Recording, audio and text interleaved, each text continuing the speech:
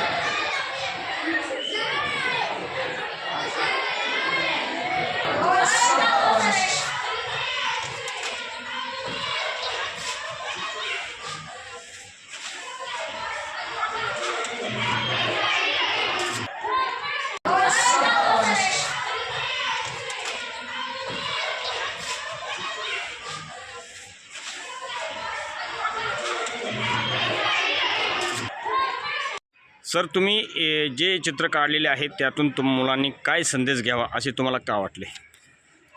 आपण जे काही फलकरेखाटन बघत आहात हे सरते वर्ष 2024 आणि नूतन वर्ष 2025 याचं स्वागत करण्यासाठी, नूतन वर्षाचं अभिनंदन करण्यासाठी हे फलकरेखाटन रेखाटलेलं आहे.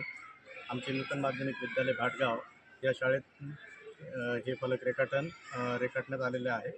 याचा मागचा उद्देश असा आहे की नवीन वर्षाच्या येणाऱ्या शुभेच्छा या सर्वसामान्य लोकांपर्यंत पोहोचाव्यात. परंतु या फलकरेखाटनामध्ये जे शेतकरी वर्ग, जे मजूर वर्ग, जे ऊसतोड कामगार आहेत, यांच्या ज्या काही समस्या आहेत या भयंकर वाईट आहेत. आणि शेतकरी झालं, हे मजूर झालं, हे ऊसतोड कामगार झालं, यांना एक नवीन आशा असते की यांचा उद्याचा येणारा जो दिवस आहे हा निश्चितच चांगला येईल या आशेवर ते कष्ट करत असतात. आणि त्यांचा प्रत्येक दिवस हा नवीन वर्षासारखा असतो. पुन्हा उद्या नवीन सूर्य उगवेल आणि आपले जे भोग आहेत ते भोग नष्ट होतील अशा आशेने ते नेहमीच कष्ट करत असतात. म्हणून याच्यावरची जी टॅगलाईन आपण काढलेली आहे, दिस जातील दिस येतील, भोग सरल सुख येईल, हे शापी चित्रपटातलं हे गीत आहे, त्याची ही टॅगलाईन आहे. आशा भोसले आणि सुरेश वाडकर यांनी गायलेले हे अतिशय सुंदर आणि कष्टकऱ्यांसाठी, शेतकरी वर्गासाठी अत्यंत योग्य, त्यांच्या कष्टाला न्याय देणारं आणि उद्याचा दिवस निश्चितच आपल्यासाठी असेल अशी आशादायी हे टॅगलाईन आहे. आणि अशा आशेवर हे फलकरेखाटन करण्यात आलेलं आहे. याआधी चित्राच्या माध्यमातून विद्यार्थ्यांना कोणकोणते संदेश दिले? याआधी आपल्या फलकरेखाटनाच्या माध्यमातून विविध दिनविशेषाच्या माध्यमातून बेटी बचाव बेटी पढाव, त्यानंतर पाणी वाचवा असे विविध संदेश, आपले सांस्कृतिक जे काही कार्यक्रम असतात, आपला सांस्कृतिक वारसा आहे, ऐतिहासिक वारसा आहे, महापुरुषांच्या जयंती आहेत, यांचं कार्य हे चित्रमय पद्धतीतून रेखाटण्यात आलेलं आहे. आणि समाजापर्यंत, विद्यार्थ्यांपर्यंत या फलकरेखाटनाच्या माध्यमातून विविध असे काही बोधपर संदेश आम्ही देण्याचा प्रयत्न करत आहोत.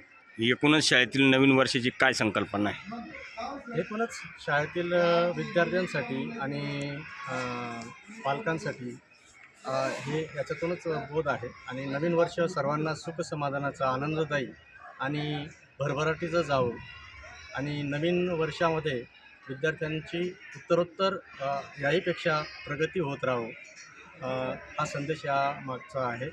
आणि या रेखाटनाचाही हाच एक उद्देश आहे.